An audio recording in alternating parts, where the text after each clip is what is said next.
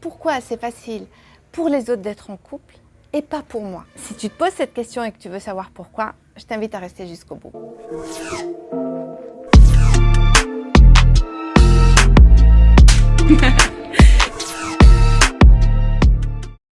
Bonjour, je suis Karima Abbassi, je suis coach entrepreneur, créatrice de la méthode Namayra et je suis là pour t'aider justement à sortir de ce genre de questions et à trouver les réponses à ce genre de questions. Alors, si ça fait longtemps que tu tournes en rond, que tu as l'impression que c'est un éternel recommencement, ta vie amoureuse et que tu veux enfin en finir et te retrouver et retrouver le pouvoir sur ta vie sentimentale et créer vraiment ce que tu veux, je t'invite tout simplement, c'est très simple, là à prendre rendez-vous grâce au lien qui est sous la vidéo et c'est ton jour de chance parce que ça risque réellement de transformer ta vie. Vas-y, fais-le, ose, sors de cette question et vas-y. Aussi, n'oublie pas et pense à t'abonner, à liker, à partager, à laisser des commentaires. Alors entre nous, ça fait combien de temps que tu te poses cette question? Quelques semaines, quelques mois, voire quelques années, quelques décennies même peut-être? D'accord? T'en as pas marre?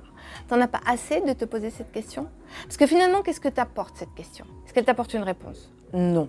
Elle ne fait que alimenter le sentiment d'injustice, de colère, de frustration, d'incompréhension et finalement te repositionner à la place de celle qui n'est pas comme les autres, qui est différente, qui n'y arrive pas, qui ne réussit pas, qui est peut-être moins bien que les autres, alors que quelque part, en même temps, tu sais, ou on te l'a dit en tout cas, que tu es une femme géniale, que tu es dynamique, que tu es gentille, que tu as tout pour plaire à un homme et que autour de toi, tu as même plein de personnes et de ton entourage qui te disent « Ah, mais on comprend pas, mais comment ça se fait? Toi, encore, célibataire, c'est incompréhensible. » Ah, non, mais je sais, je l'ai entendu, moi, pléthore de fois.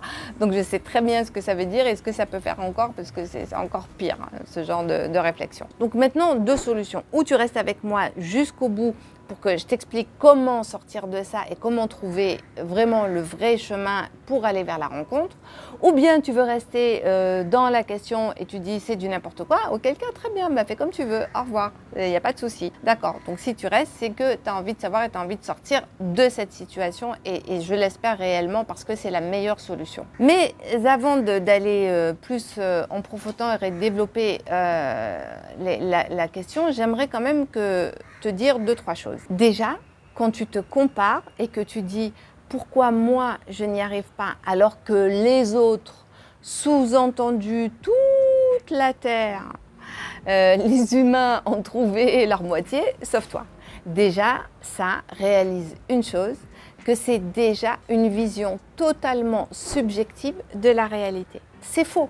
Ce n'est pas vrai. 16 millions, je crois, de célibataires en France. Ça doit être 20% de la population qui se sépare au bout de 3 ans de relations. Des divorces, c'est combien? 2 sur 5 ou 2 sur 3, voilà, peu importe. Donc, tu vois, déjà, t'es pas toute seule à être toute seule. Déjà, c'est pour te dire que c'est une vue qui est totalement subjective et qui ne fait que te faire du mal parce qu'elle est fausse. D'autre part, tu peux être génial, extraordinaire, sympathique, dynamique. Pour autant, ça ne suffit pas pour trouver son partenaire en amour. Pourquoi? Parce que ça ne suffit pas. Un, parce que ça nécessite des compétences que peut-être tu n'as pas. Et de deux, peut-être aussi qu'aujourd'hui, il y a encore des éléments intérieurs, peut-être dont tu as conscience ou peut-être dont tu n'as pas conscience, qui bloquent aujourd'hui la rencontre. Comme quoi, par exemple, si tu es encore complètement coincé dans ton passé, si tu subis encore le conditionnement que tu as eu dans ton enfance, que tu as engrammé des croyances qui sont liées à l'amour, aux hommes, aux relations, du style de toute façon on ne peut pas faire confiance aux hommes, de toute façon les hommes c'est tous des menteurs, de toute façon c'est dur de trouver l'amour, ça finit toujours mal, ne serait-ce que ça. J'ai été abandonnée, je souffre de l'abandon, j'ai besoin d'être en sécurité, j'ai besoin d'être sécurisée. Tout ça, en fait, ça a l'air ça a l'air pas grand-chose, ça a l'air d'être une vérité pour toi tellement évidente que tu ne te poses même pas de questions sur le fait de quoi s'agit-il exactement. Hein. Hier, par exemple, je discutais avec une jeune femme qui me dit « Oh, non mais moi, Karima, tu comprends, moi je vais toujours vite quand je rencontre quelqu'un, j'aime pas perdre de temps, je le présente tout de suite à mes amis, à ma famille, parce que j'ai besoin de savoir tout de suite si ça match. » Ah oui? Et là, je lui demande, je lui dis « Ok, ça a l'air tellement évident et naturel pour toi que tu le présentes aussi vite. Et c'est quoi, quels sont les inconvénients aussi de faire ça? Est-ce qu'il n'y a pas un autre moyen de faire, de découvrir qui est la personne et est-ce qu'elle est compatible avec toi avant de lui ouvrir ton univers et ton monde? Parce que quel est l'inconvénient et quels sont tous les inconvénients par rapport à ça? Et d'un coup, elle a shifté en me disant « Ah mais oui, mais c'est vrai, pour moi ça me paraissait tellement naturel, je me posais même pas la question, mais oui, bah, peut-être qu'en effet, il y a d'autres moyens de faire et que peut-être le fait d'aller vite, bah, il y a derrière un besoin caché qui te pousse à agir de cette manière-là, d'accord? Donc, c'est pas complètement anodin. C'est pour ça que la question « Pourquoi je n'ai pas rencontré quelqu'un ?» Oui.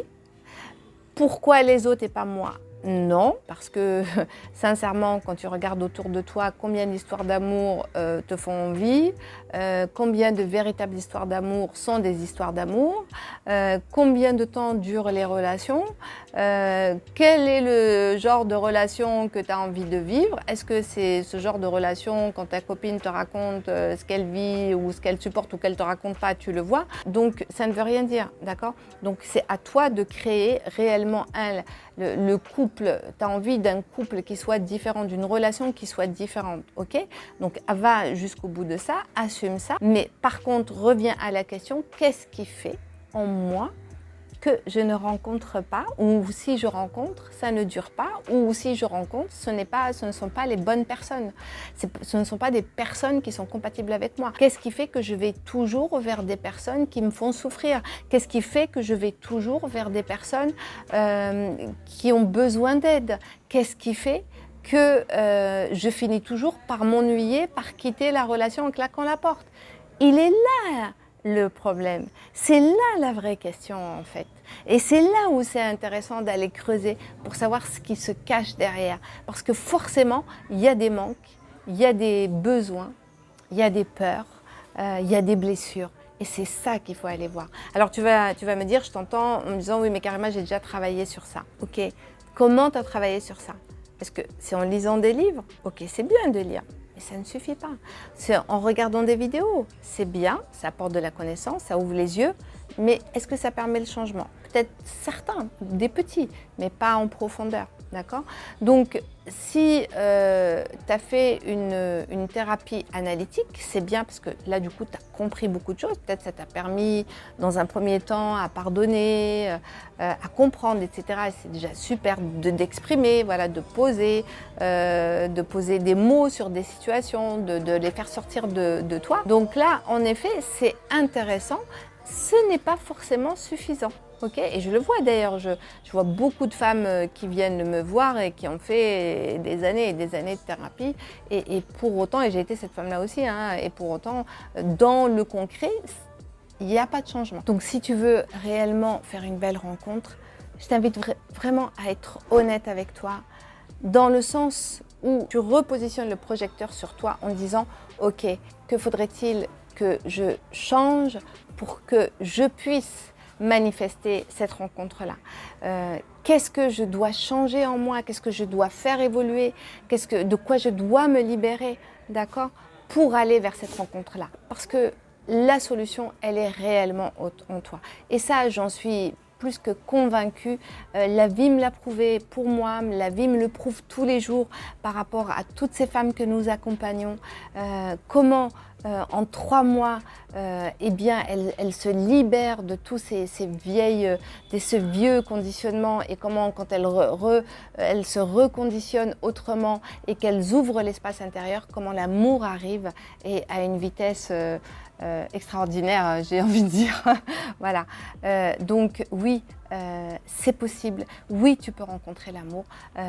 Transforme la question en affirmation, c'est si les autres Si les autres y sont arrivés, c'est que moi aussi je peux y arriver. Déjà change, voilà, shift la manière de voir les choses. Au lieu d'être dans l'ahurissement ou l'envie, soit plutôt dans le côté constructif. Si les autres y sont arrivés, moi aussi je peux le faire. Ok. Alors maintenant, si moi je peux le faire, quelle action déjà je dois mettre en place, quelle habitude je dois changer, quelle posture je dois avoir, qu'est-ce que je dois faire évoluer en moi pour ouvrir cet espace-là et non seulement faire la bonne rencontre, mais qu'est-ce que je dois aussi faire évoluer en moi sur ma perception des choses, sur les relations, sur le couple, sur les hommes, sur moi, sur l'amour, qui va faire aussi que cette relation, je vais aussi être capable de la faire grandir, de la nourrir et d'apporter quelque chose de suffisamment beau et unique qui me correspond pour que l'autre aussi ait envie de rester dans cette relation-là et qu'elle dure. Voilà, et qu'elle dure, parce que ce n'est pas tout de rencontrer. Encore faut-il avoir l'état d'esprit, l'état d'être intérieur et les compétences pour savoir faire nourrir une relation et la faire fonctionner, et la faire grandir et la faire durer. Parce que l'amour, comme je dis toujours, ce n'est pas un long fleuve tranquille, d'accord. Voilà, c'est plein de variables. C'est pas l'amour d'un partenaire ou d'une partenaire, ce n'est pas quelque chose qui est forcément inconditionnel. C'est plein de variables et c'est important d'être préparé à faire face à ces variables-là, à les accueillir et à savoir les dépasser, les transformer. Et aussi, et pourquoi pas aussi, à savoir y mettre un terme quand ça ne fonctionne plus pour soi. Hein. Ça aussi, c'est important. C'est être capable aussi d'arrêter, de ne pas être effondré parce qu'une relation s'arrête ou que la personne nous quitte. Et alors, d'avoir du chagrin, c'est normal, mais que toute sa vie soit remise en question et qu'on soit complètement détruit, écroulé et qu'on mette des années à s'en remettre, non, ça, c'est pas normal. J'espère que cette vidéo vous aidera à dépasser ce stade de cette question pour aller vraiment plus vers l'essentiel. Que faudrait-il aujourd'hui pour que tu puisses rencontrer, faire la belle rencontre et savoir évidemment non seulement faire la bonne rencontre, mais aussi faire durer la relation et la transformer en une belle histoire d'amour. Et ça, évidemment, encore une fois, projecteur sur toi. Si tu ne sais pas comment faire, viens à notre rencontre. On peut en parler, on peut en discuter. Clique sur le lien qui est sous la vidéo. Aujourd'hui, tu peux vraiment transformer le plomb en or. Hein. Et pour reprendre cette phrase de la Bible, tu as le pouvoir de transformer l'eau en vin. Maintenant, faut-il que tu te donnes les moyens pour ça.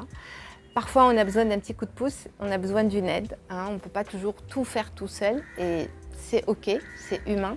Voilà, tu vas voir un expert en chirurgie, tu vas voir un expert, un dermato, un dentiste, voilà, et pourquoi pas aussi pour tout ce qui concerne les émotions et le cœur et les relations, bah, il y a aussi des experts, on en fait partie. Donc je t'invite à venir à notre rencontre. T'inquiète pas, ça ne va rien te coûter, c'est gratuit et ça peut te rapporter gros. Pense à liker, pense à t'abonner, pense à partager. Pense à laisser des commentaires, voilà, ça fait plaisir, c'est un échange, moi j'adore quand j'ai des commentaires, il commence à y en avoir, c'est génial, merci. Je te dis à très vite.